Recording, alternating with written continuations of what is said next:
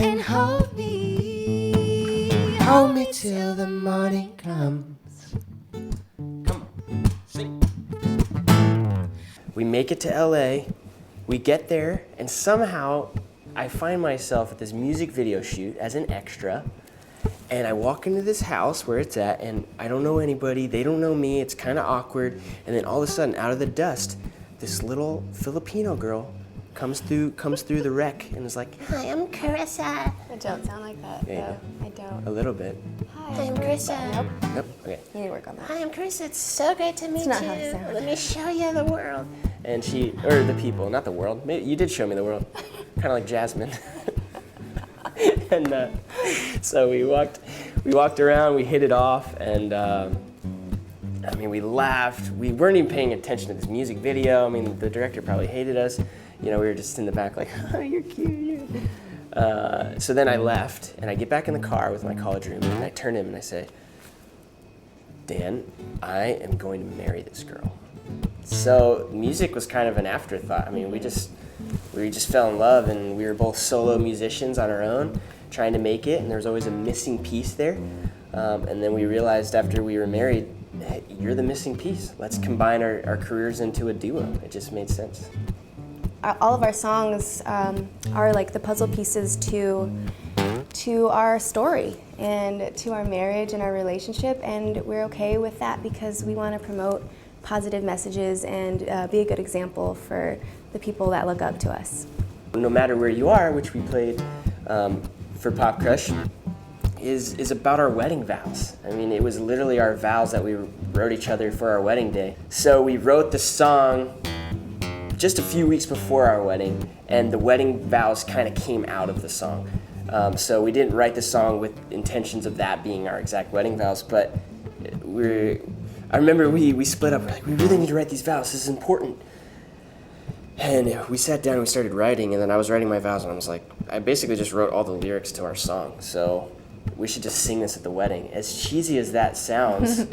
We always said we wouldn't sing at our wedding, but we ended up doing it anyway. We are very inspired by other musicians, especially duos, and it would be impossible for us to ignore what they're doing.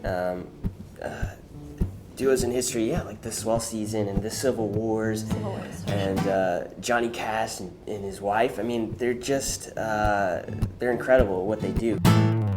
I don't know how you got here or when you came along.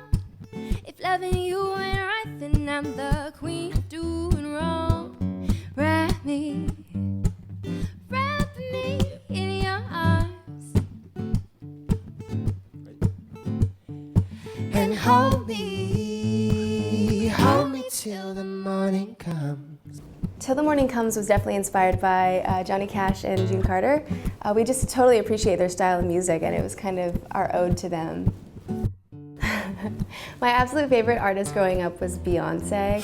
I think she's a goddess. It was partially because I grew up dancing as well. I was trained from age 5 on with ballet, tap, jazz, and hip hop, which is really helpful for when you're on stage. It made me feel more comfortable to move around and just be myself and be relaxed on stage. And yeah, Beyonce can sing and dance like crazy on stage, and she does it very well. So I totally looked up to her and respect her for what she does, absolutely. My absolute favorite artist growing up, I would have to say, was John Mayer.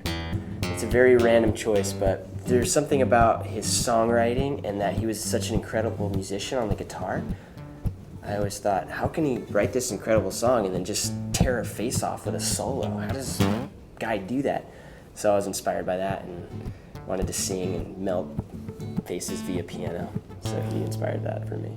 We have not had the opportunity to meet any of our idols yet, but we hope to soon. And just Someday. hug them, so I could say Yeah, what would you do if you met Beyonce? probably cry. First, you'd cry. First I'd cry, Second, you would. then I would hug her. Third, Third, smell her. Maybe see what kind of fragrance she wears. Probably her Okay, own now I fragrance. sound creepy. No, you don't. And I would I smell. probably, okay, and then fourth. obviously pound it. Just thanks, Beyonce. Yeah, thanks, bae. Bae. Yeah. Good talk. Yeah. I think if I met John Mayer, I would probably give him, like play it cool. Like, hey man, you're a musician? Never heard of you. No, you can't. And then he'd be like, yeah, I'm John Mayer. And then I'd be like, oh, I just looked you up on Google. You're really good.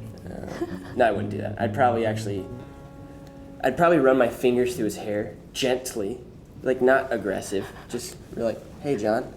And then just a little tap on the butt, like No. yeah, like a good game, Johnny boy. So it was a late night, and I said, hey, let's do a cover of John Legend, All of Me, right now. We got to do this now. No one's on Vine singing music. Now is the time. And I was ready for bed. I had my PJs on, I had no makeup. I was just eating popcorn on the couch, like, what? No, I don't want to do that right now. I'm ready for bed. I don't want to film anything. I don't have makeup on. I don't look presentable. And he was just like, oh, it's fine. We'll not show our eyes. We'll film from the nose down, and you could just put on another shirt, and you'll be good. They won't even see your pajama pants. It'll be great. And I'm like, okay, let's try this. So we put out our first Vine, and it did pretty well. And we continued to do it every single day and kind of just stuck to the half-face thing because it was kind of our brand. And next thing you know, we're on the popular page and big Viners are seeing us and they're revining and promoting us, and our followers just skyrocketed. We started at what?